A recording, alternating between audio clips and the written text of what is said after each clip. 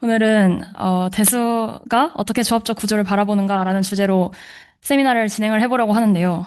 최대한 오늘은 좀 가볍게 소개하는 느낌으로 진행을 해보려고 합니다. 먼저 처음 시작하면서 이 조합론이라는 게 어떤 분야인가에 대한 생각을 해볼 수 있는데요. 조합론이라는 거는 진짜 쉽게 말을 해서 그냥 어떤 조합적인 대상들의 개수를 세는 학문이라고 말을 할 수 있습니다. 여기서 컨비네토리얼 오브젝트가 뭐냐라는 의문이 드실 수도 있는데요. 되게 애매한 기준이긴 하지만 주로 많이 다루는 대상들이 이런 식으로 있고요. 이걸 오늘 다 다루겠다는 이야기는 아니고 그냥 혹시 이 컨비네토리얼 오브젝트에 대해서 한 번도 들어보지 못하신 분들을 위해서 몇 가지 예시를 드리려고 가져온 겁니다. 조합적으로 어떤 부분을 연구를 하냐에 따라서 다루는 대상들이 다 달라질 수 있는데 그런 걸 연구를 할 때 나온 대상들을 전부 다 컨비네토리얼 오브젝트라고 하고요. 얘네들이 좋은 성질들을 가진다기보다는 얘네들이 인간에게 직관적으로 이런 규칙들을 만족하는 대상이라는 그런 직관성이 있어서 또 좋은 점들이 있습니다.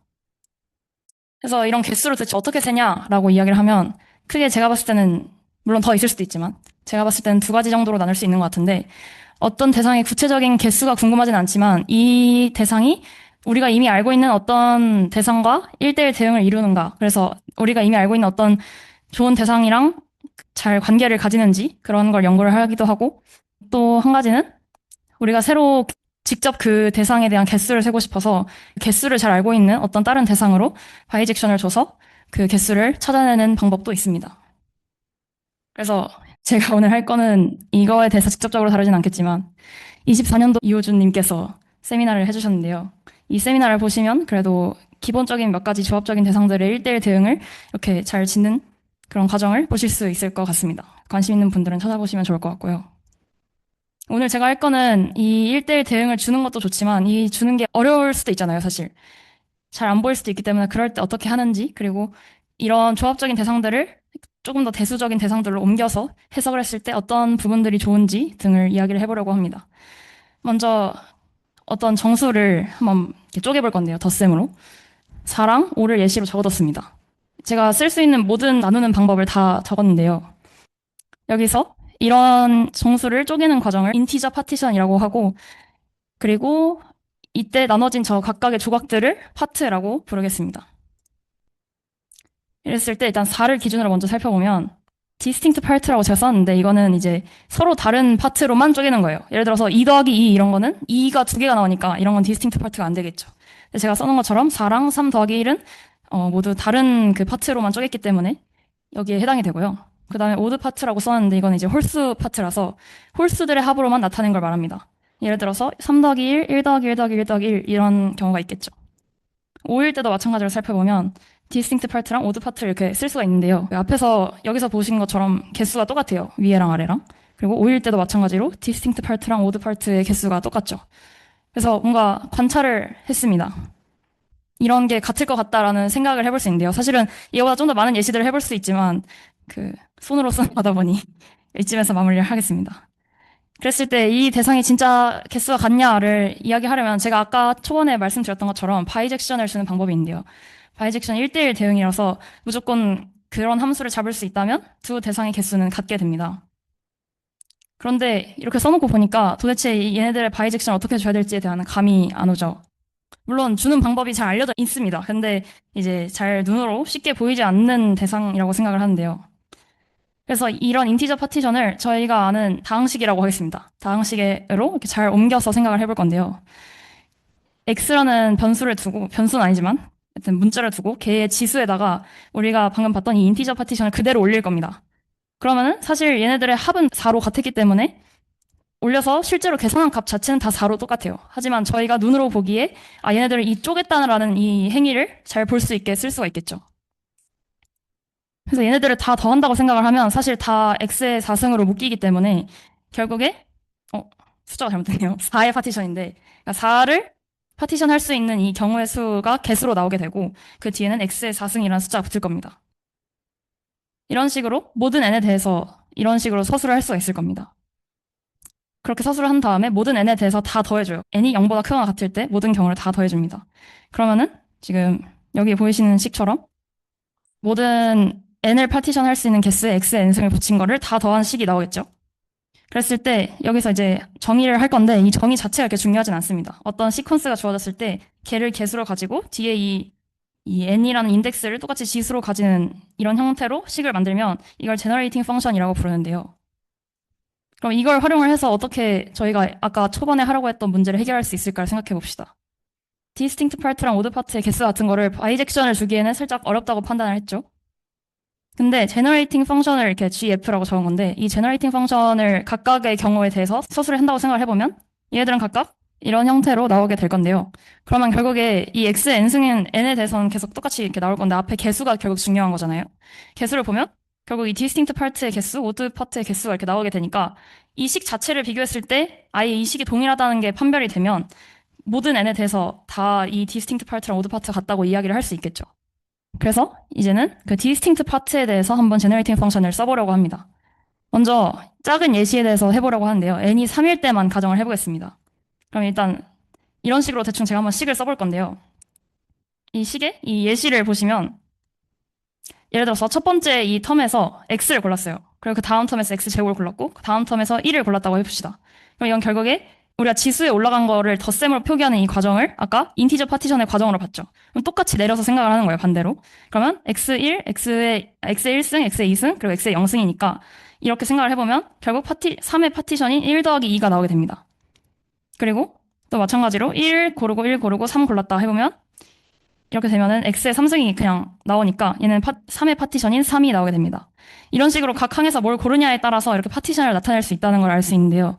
결국 이 디스팅트 파트라는 거에 대해서 생각을 해보면 어떤 자연수 n들이 쭉 있어요. 1부터 2, 3, 4 이렇게 쭉 있는데 걔네들을 각각 한 번씩만 한 번을 고르던지 아니면 아예 안 고르던지 둘 중에 한 가지 경우만 있겠죠. 그래서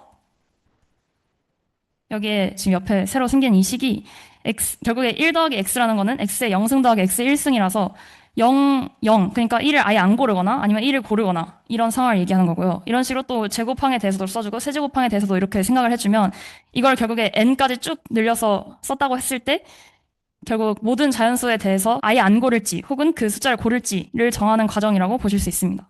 그래서 이제 밑에 결국에 이 디스팅트 파트에 대한 제너레이팅 펑션을 생각을 해보면 이렇게 쓸 수가 있어요. 방금 제가 말한 것처럼 1 더하기 x, 1 더하기 x의 제곱 이런 식으로 쭉 다 이 형들을 곱해보면 결국 이 어떤 자연수 n을 고르던지 안 고르던지 둘 중에 하나의 경우로 나타낼 수 있게 됩니다. 그래서 일단 이렇게 해서 디스팅트 파트에 대한 제너레이팅 펑션을 만들었고요. 그 다음에는 이제 오드 파트에 대한 제너레이팅 펑션을 만들어 보겠습니다. 그러면은 이번에는 각각의 홀수에 대해서 한번 생각을 해볼게요. 그러면 1도 홀수니까 1부터 생각을 해보면 얘는 홀수를 몇 개 더하는지는 상관이 없죠. 근데 홀수만 골라야 된다는 제약 조건이 있는 것 뿐이에요. 그러면 1에 대해서 1을 0번 고를 수도 있고 1을 1번 고를 수도 있고 1을 2번 고를 수도 있고 1을 3번 고를 수도 있겠죠. 그러면 우리가 아까 앞에서 봤던 것처럼 그 괄호로 묶인 이 항 안에서는 결국 하나의 텀만 뽑을 수 있게 됩니다. 그래서 1을 몇 개를 고를 건지를 이 안에서 선택을 할 수 있게 되겠죠. 감이 안 오실 수도 있으니까 똑같이 3에 대해서도 생각을 해보면 3을 0개 뽑는 거, 3을 1개 뽑는 거, 3을 2개 뽑는 거, 3을 3번 뽑는 거 이런 식으로 생각을 해보면 쭉 이렇게 전개를 했을 때 결국 3을 몇 번을 사용할 건가에 대한 걸 나타낼 수 있는 텀이 됩니다. 이렇게 해서 이 홀수 K에 대해서 일반화를 해서 써보면 결국에 이 K는 홀수를 뜻하고 그 홀수를 몇 번 뽑을 건지가 이 앞에 곱해진 형태로 나타나게 됩니다. 그럼 얘 같은 경우는 결국 등비급수를 이루죠. 공비가 K이고 그다음에 초항이 1인 등비급수를 이루기 때문에 걔 식을 써주면 이렇게 분수 형태로 써줄 수가 있고요. 결국에 우리가 해야 되는 것은 결국에 이 지금 봤던 1, 3, 5, 7, 9 해서 쭉 모든 홀수에 대해서 이런 식으로 항을 쓰고 이거를 다 곱한 식이 결국 제너레이팅 펑션이 되겠죠. 왜냐하면 그 각각의 괄호에서 하나씩 또 뽑아올 수 있으니까요. 그래서 오드 파트에 대한 제너레이팅 펑션을 지금 맨 아래에 있는 식처럼 사용할 수 있습니다. 뭐 K가 홀수일 때 이 1-xk 분의 1 이라는 이 식을 다 곱한 걸로 쓸 수가 있고 이거를 결국에 좀 더 수식화해서 쓰면 어떤 자연수 m에 대해서 2n-1로 홀수를 표기를 해서 똑같이 식을 나타낼 수 있을 겁니다. 그럼 다시 처음에 이 질문으로 다시 돌아와가지고 우리가 궁금했던 것은 이 두 개의 제너레이팅 펑션이 정말 같은가를 보면 결국 디스팅트 파트랑 오드 파트가 같다는 걸 증명할 수 있다라는 거였어요. 그러면은 저희가 이제 이 제너레이팅 펑션을 다 구했으니까 써놓고 비교를 해봅시다. 결국 정리를 해보면 왼쪽에 있었던 이 디스팅트 파트의 제너레이팅 펑션은 이 어떤 자연수 K를 쓰냐 마냐의 문제였고요. 오른쪽에 있는 오드 파트의 경우에는 홀수 en-1에 대해서 얘네들을 각각 몇 개씩 골라줄 거냐. 0을 포함하니까 아예 안 고르는 경우도 당연히 생각하는 거고요. 그렇게 생각을 해보면, 네, 이 홀수를 몇 번 뽑냐를 나타내는 식으로 이 제너레이팅 펑션을 구상을 했었습니다. 그럼 진짜 이게 같냐를 증명을 해봐야겠죠. 얘는 되게 간단한 그 테크닉으로 증명이 가능한데요. 먼저 디스팅트 파트의 제너레이팅 펑션이었죠, 이게. 여기다가 분자와 분모의 1-xk를 똑같이 곱해줍니다. 그러면은 위에 분자가 1-x2k승으로 정리가 되죠. 얘네들을 전부 다 곱했어야 되니까 k가 1보다 클 때에 대해서 전부 다 곱했어야 되니까 그거를 이렇게 식으로 쭉 나타내 보면 결국 그 짝수의 지수를 가지는 텀들이 다 삭제가 됩니다. 그래서 정리가 다시 이 홀수 그 파트로 나누는 경우의 수로 그 제너레이팅 펑션으로 정리가 됩니다. 그러면 결국에 이제 저희가 이 두 제너레이팅 펑션이 같다는 걸 봤으니까 모든 n에 대해서 디스팅트 파트로 쪼개는 것과 오드 파트로 쪼개는 것의 경우의 수가 같다라는 것을 찾아낸 거죠. 그래서 제가 이제 이 예시를 통해서 하고 싶었던 말은 사실 이거 자체로 대수적인 구조를 엄청 사용했다라고 보기는 좀 어려운 예시긴 한데 얘는 결국에 지수의 그 성질을 활용을 해서 좀 우리가 더 쉽게 식을 구성을 할 수 있었죠, 아까. 그래서 바이젝션을 주는 거는 어떻게 보면 좀 직관적인 면이 필요한데요. 인간의 직관적인 그 감각이 필요한데 이런 식으로 제너레이팅 펑션을 활용을 하니까 좀 우리가 생각할 수 있는 수준에서 식을 구성을 할 수 있게 됩니다. 다음으로는 이제 또 다른 예시를 가지고 왔는데 레티스 패스라는 걸 볼 겁니다. 고등학교 때 확률과 통계를 공부하셨다면 이런 문제를 한 번쯤 보셨을 건데요. A에서 B까지 가는 경우의 수를, 최단 경로의 경우의 수를 구하라 라는 문제인데요. 이걸 풀 때 어떻게 풀죠?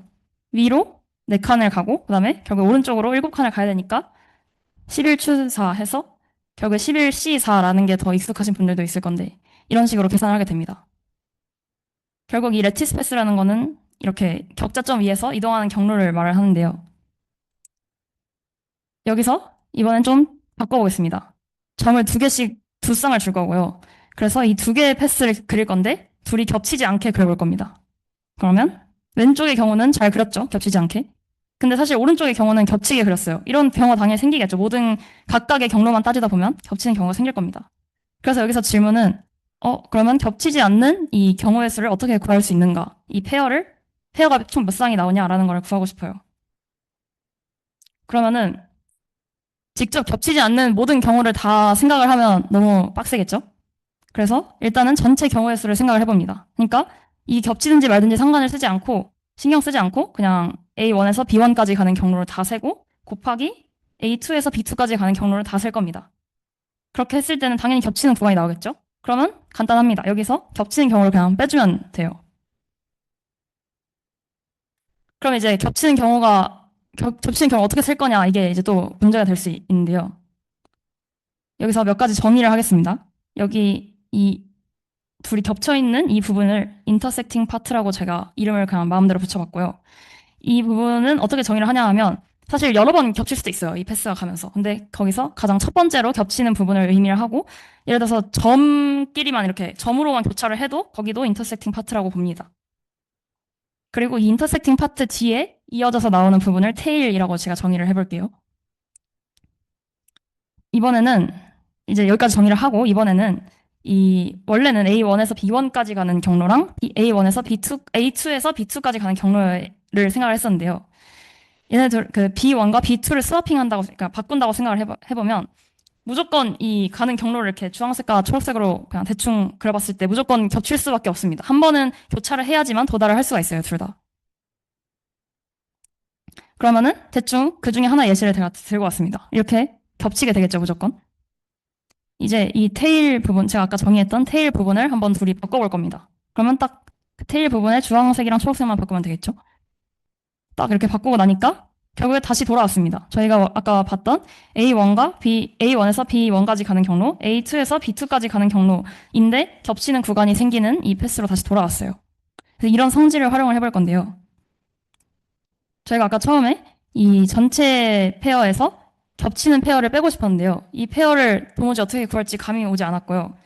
이 부분을 이제 방금 봤던 것처럼 테일을 그 스와핑 하는 방식으로 생각을 해보려고 합니다. 왜 이게 이런 식으로 똑같이 되냐라고 하면 결국 그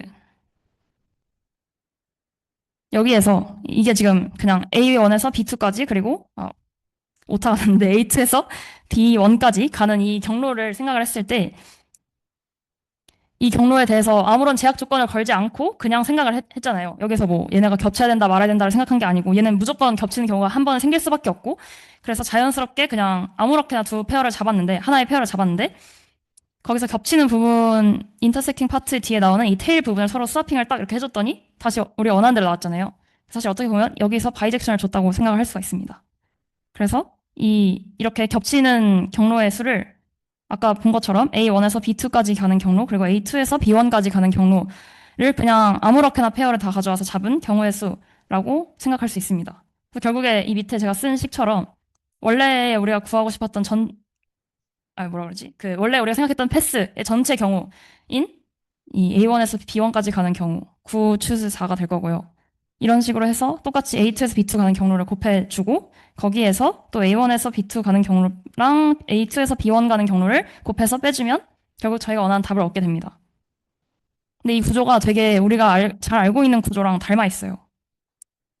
디터미넌트를 생각을 할 수 있는데요. 여기서 제가 갑자기 P를 썼는데 이거는 제가 편의상 예를 들어서 P11이면 1에서 A1에서 B1까지 가는 그 패스의 개수를 의미합니다. 그래서 이 구조가 굉장히 디터미넌트랑 닮아 있다는 점을 아실 수 있는데요. 실제로 일단 2x2에서는 잘 성립이 되겠죠? 저희가 예시를 통해서 봤으니까요. 그래서 아까 저희가 이 테일을 스와핑했던 과정 있잖아요. B1과 B2의 이 도달하는 지점 자체를 바꿔버린 이 과정을 이 식에서 생각을 해보면 결국 끝나는 지점을 바꿨다 생각할 수 있겠죠. 그러니까 정확히 말하면 그러니까 다시 설명할게요. 테일의 스와핑을 하는 과정은 각각의 그 경로에 대해서 이야기를 한 거고요. 그 페어에 대해서 이야기를 한 거고 그 페어를 전부 다 더했을 때는 얘네가 뭉뚱그려지니까요. 그래서 그냥 경우의 수로 생각을 했을 때는 그냥 이 도착 지점 자체를 바꿔버리는 걸로 생각을 했습니다. 그래서 네, 여기서 이제 데스티네이션을 스와핑하는 과정을 이제 좀 더 수학적으로 표현을 하기 위해서 어떤 맵을 생각할 건데 예를 들어서 P11 아까 그 경로에서 P12로 바꾸고 싶어요. 그러면 이 바뀌는 과정을 맵으로 표현할 때 이 시그마에다가 1을 집어넣으면 2가 나오는 식으로 바꿀 겁니다. 반대로 또 바꿔줬으니까 A2에서 시작한 애는 다시 B1으로 바꿔줄 거였죠. 그러면은 시그마2를 1로 정의를 하게 됩니다. 그래서 저희가 원래 처음에 봤던 이 식을 생각해보면 P11을 A1에서 B1까지 가는 경로, 그 다음에 P22를 A2에서 B2로 가는 그 패스의 개수로 생각을 했었는데요. 결국에 이 테일을 스와핑하는 과정을 다 더해서 뭉뚱그린다고 생각을 해보면 P1, 시그마 1 이렇게 해가지고 A1에서 B2로 가는 경로를 바꿀 수가 있고 마찬가지로 P2, 시그마 2로 해서 A2에서 B1으로 가는 패스로 바꾸는 이 과정을 좀 더 수학적으로 서술을 했습니다. 이 시그마라는 거는 사실 퍼뮤테이션이라고 불리는데요. 그냥 쉽게 생각을 하시면 1이랑 2의 순서를 마음대로 배열을 다시 한 거니까 그렇게 생각을 해주시면 편할 것 같습니다. 여기서 사실 좀 갑자기 훅 뛰는 느낌이 있는데 이거를 제가 설명을 하려고 시도를 했으나 도저히 쉽게 설명을 하는 방법을 찾지 못해서 이제 적당히 설명을 하고 넘어가려고 하는데 결국에 2x2, 그러니까 매트릭스 기준을 얘기하니까 2x2라고 이야기를 하는데 결국 두 개의 패스를 겹치지 않게 그리는 경우는 이 디터미넌트가 이런 식으로 정의가 됐었죠. 이 예를 사실 좀 더 서영대에서 들으신 분들은 아실 것 같은데 얘를 좀 더 수식으로 정리를 다시 해보면 일반화를 해서 적는 과정이에요, 사실상. 여기에 갑자기 사인이라는 개념이 등장을 하는데요. 지금 이 상황 자체에서는 어떤 걸 의미를 하냐 하면 아까 저희가 그 퍼뮤테이션 이 수압을 돌렸죠. 그 퍼뮤테이션을 두 개씩 골라서 이렇게 돌린다고 생각을 하는 거예요. 그 돌린 횟수를 -1의 지수로 쓴 거를 사인이라고 쉽게 이제 생각을 해주시면 되고요. 그게 붙은 상태에서 이 뒤에 보시는 것처럼 P의 I의 시그마 I를 곱해서 이렇게 빼주는 과정으로 생각을 할 수 있겠죠. 이게 좀 더 디터미넌트 자체를 좀 일반화해서 적으면 이런 식으로 나오게 되는데요.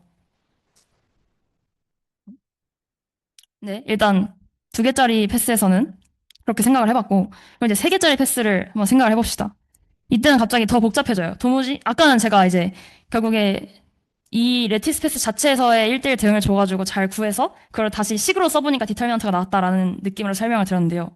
3개의 패스를 한번 겹치지 않게 그린다면 이렇게 그릴 수 있겠죠. 근데 얘는 겹치는 경우를 생각을 해야 되는데 그럼 결국에 이 겹치는 경우가 엄청 많이 나옵니다. 예를 들어서 이렇게 A1이, 그러니까 패스 1, 그러니까 빨간색 패스와 파란색 패스 이런 식으로 2개의 쌍만 겹치는 경우도 있고요. 3개가 이렇게 막 한 번에 겹치는 경우도 생기겠죠. 그래서 이런 거를 다 고려를 해서 풀기가 힘듭니다. 왜냐하면 아까 2개짜리 패스를 가지고 그렸을 때는 전체 경우에서 어떤 경우를 깔끔하게 딱 빼주니까 명확하게 값이 나왔는데 얘는 이렇게 생각을 하게 되면은 너무 겹치는 경우도 많고 그럼 다시 더해줘야 되고 또 빼줘야 되고 이 과정이 굉장히 복잡하게 이루어집니다. 그래서 네, 그 디터미넌트 아까 말했던 이 상황을 디터미넌트로 잘 표현할 수 있다라고 아까 2개의 쌍에 대해서 이야기를 했는데요. 얘를 좀 더 일반화를 시킬 수 있다는 게 알려져 있습니다. 일단 3에 대해서 생각을 해보시면 여기 이 표를 좀 참고를 하시면 될 것 같은데 얘는 지금 A1에서 처음에 이 시그마라는 아까 봤던 그 함수 똑같은 그 맵인데요. A1에서 원래는 B1, A2는 B2, A3는 B3로 갔던 이 전체 토탈 개수죠, 이건 결국에.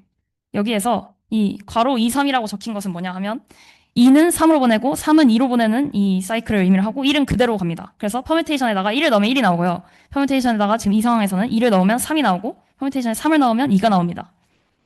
그렇게 정의가 된 퍼뮤테이션에 대해서 보면 A1은 그럼 그대로 B1으로 가겠죠. A2는 B3로 가는 패스가 생기고 A3는 B2로 가는 패스가 생길 겁니다. 이런 식으로 이 2개를 스와핑하는, 그러니까 한 번만 바꾸는 거죠, 결국에. 2개를 잡아서 한 번 바꾼 거니까.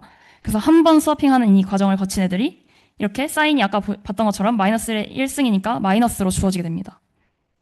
근데 이 3개짜리부터는 아까 이 디터미넌트로 표현이 된다라고 하는 부분을 사실 이래서 제가 좀 더 예시로 설명하고 싶었는데 너무 경우가 힘들어져서 이 부분은 포기를 했고요. 이 3개짜리를 돌리는 과정을 생각을 해보면 1, 2, 3을 돌리니까 이 경우는 어떻게 되냐면 1은 2로 보내지고 2를 넣으면 3으로 가고 3은 다시 1로 보내는 그런 퍼뮤테이션입니다. 그러면 결국에 A1은 B2로 보내고 A2는 B3로 보내고 A3는 B1으로 보내는 그런 패스로 나오겠죠.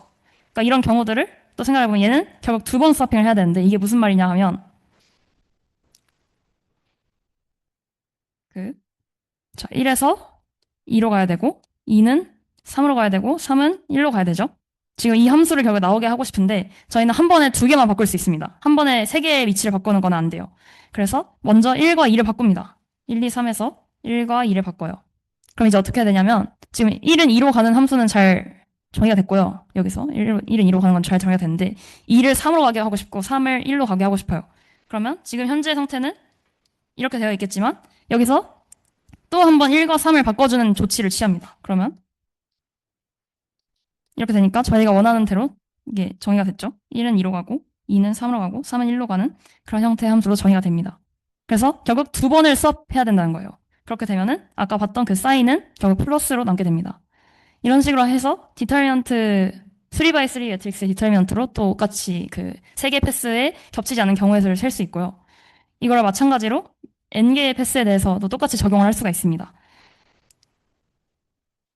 이게 결국엔 그 n개의 패스가 서로 인터섹팅 하지 않는 그런 페어의 쌍의 개수를 디터미넌트로 생각을 할 수가 있다는 거고요.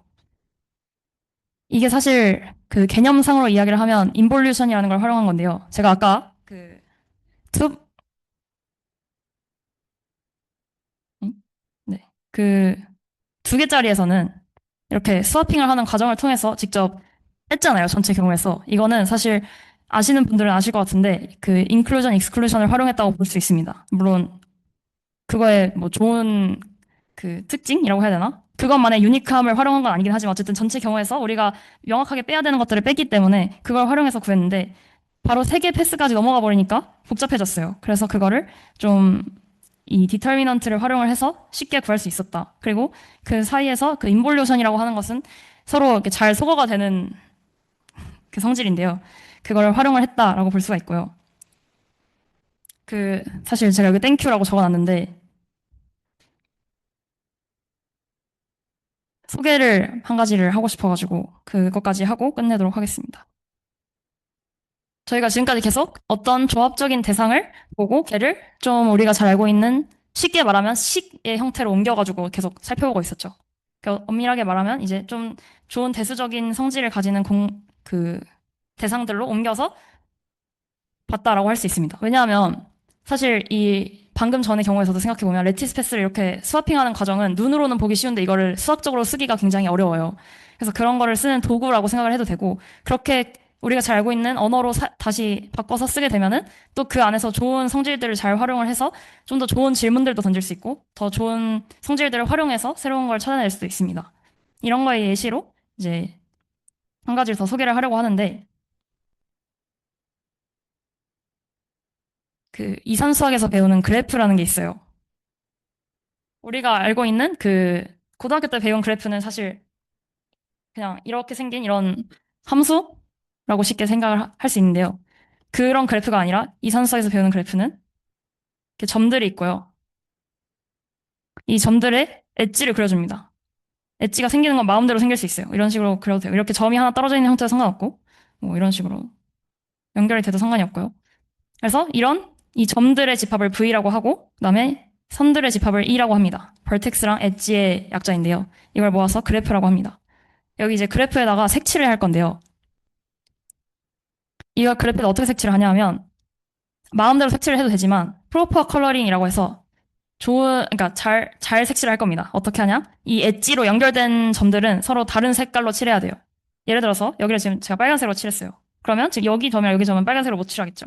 그러면 여기는 하늘색으로 칠하고 얘는 다시 얘랑 연결 안 돼 있으니까 하늘색 칠해도 되고요. 근데 이 하늘색은 다시 얘랑 연결돼 있으니까 여기는 하늘색만 오면 안 되니까 다시 빨간색으로 칠할 수 있을 겁니다. 근데 이것도 마찬가지로 이제 색깔이라고 생각하면 좀 힘들잖아요. 수학적으로 서술하기가. 그래서 이거를 숫자로 표현할 겁니다. 예를 들어서 빨간색은 1, 그 다음에 하늘색은 2 이런 식으로 표현을 합니다.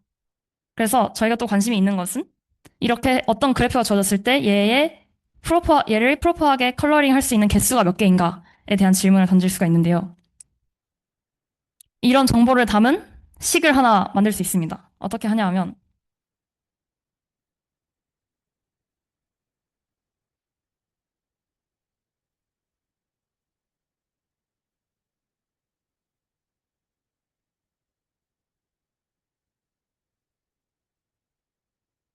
이건 어떻게 색칠을 하는 과정을 적은 거냐라고 한다면 이 P4라는 그래프에 대해서 그러니까 K개의 색깔을 활용해서 이 그래프를 컬러링하는 방법을 서술을 한 건데요. 예를 들어서 K개의 색깔이 주어져 있다고 해봅시다.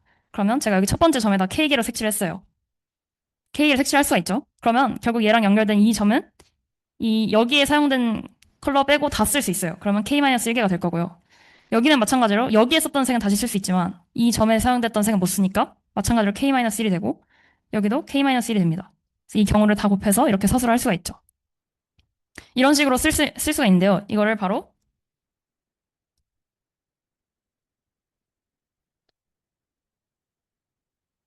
크로매틱 폴리노미알이라고 해서 채색 다항식이라고 부릅니다. 그런데 얘의 좀 안 좋은 점이 한 가지가 있어요. 경우의 수를 세기에는 좋은데 이거를 어떤 방식으로 칠했는지는 알 수 있는 길이 없거든요. 이 식을 봤을 때는. 예를 들어서 제가 얘를 1, 2, 1, 2, 1, 2 이렇게 색칠을 한 거랑 1, 2, 3, 1 이렇게 색칠을 한 거랑 사실 얘는 두 개 색을 사용했고 밑에 세 개 색을 사용한 건데 우리가 총 주어진 이 컬러의 개수가 막 네 개였다고 해봐요. 그러면 이 경우가 다 나올 수 있는데 이 경우를 설명을 할 길이 없습니다. 이게 서로 다르다는 거를 인식을 할 방법이 없어요. 이 식에서는. 그래서 이런 어떻게 색칠을 했는지에 대한 정보를 담아서 식을 새로 또 만들었습니다. 이런 식으로 쓴다고 이제 식은 써놨는데 이게 쉽게 이야기를 해서 어, 예시로 한번 보겠습니다. 네, 맞습니다. 그래서 이런 식으로 쓰는데요. 이런 식으로 쓸 수가 있는데 이게 이제 어떤 의미냐 하면 사실 이 식을 크로매틱 시메트릭 펑션이라고 부르는데 이제 이 크로매틱 시메트릭 펑션들을 다 모아놓은 게 사실 벡터 스페이스를 만듭니다.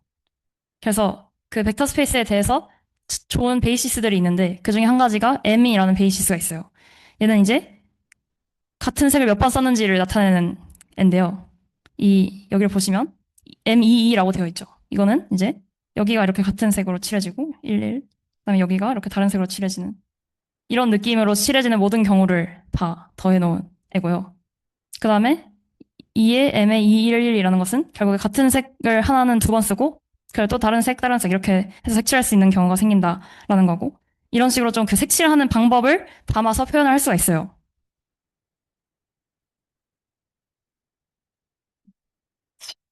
제가 왜냐하면 그 예전에 만들어뒀던 PPT를 보면서 하고 있어서 네,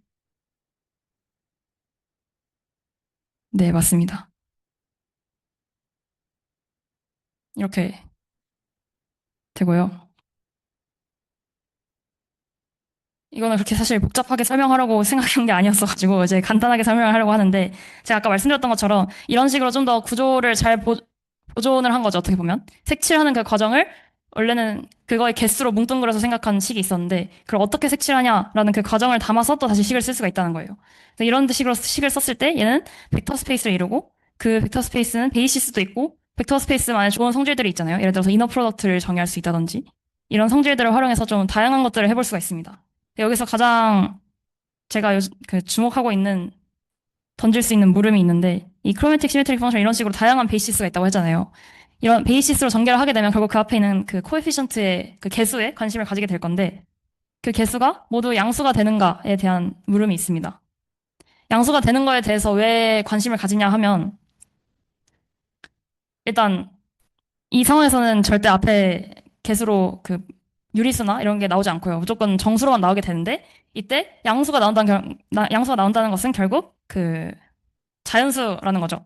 그러면은 마찬가지로 이 조합론을 하는 사람들은 어떤 거에 개수를 세는 거에 관심이 있다고 했는데 개수를 세게 되면 무조건 음수는 안 나오겠죠. 개수를 센다는 건 무조건 자연수가 하나 나올 거니까요. 그래서 이 개수가 전부 자연수가 되는 것에 대해서 관심을 가져 합니다. 특히 이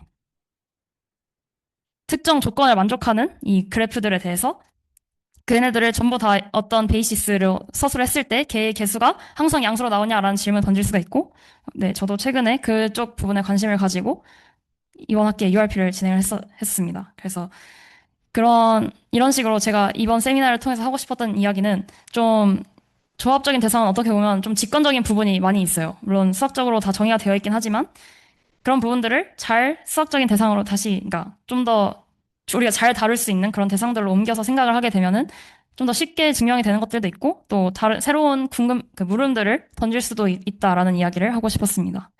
지금까지 세미나를 들어주셔서 감사합니다.